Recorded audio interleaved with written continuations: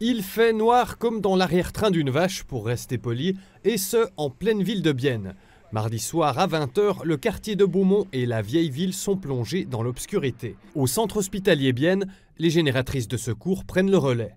Un équipement dont n'est pas doté ce restaurant aux abords de la vieille ville.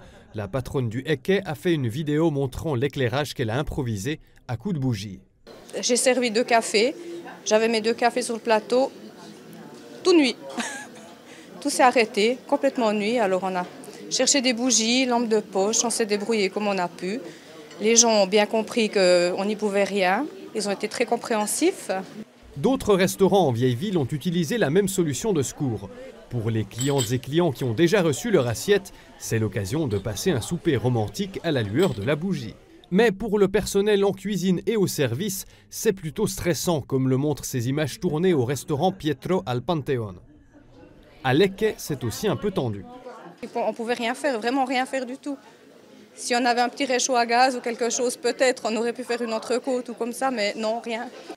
Voici le transformateur à l'origine de la pénombre. Devant, nous retrouvons Heinz Bingeli, représentant DSB. On avait un problème technique dans une de nos stations transformatrices qui a amené à la situation que la sécurité a déclenché une grande partie des installations.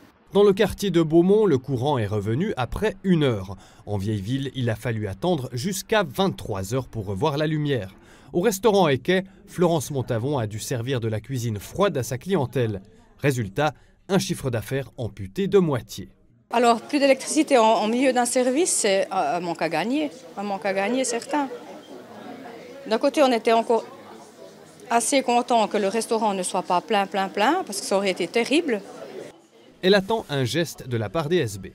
Je préférerais recevoir quelque chose DSB, un petit dédommagement, oui, qui serait plus logique que de contacter une assurance. Enfin, nous, on n'a pas la possibilité de rembourser quoi que ce soit parce qu'on n'a pas de garantie de livraison de l'électricité de notre part. En clair, la restauratrice ne sera pas dédommagée.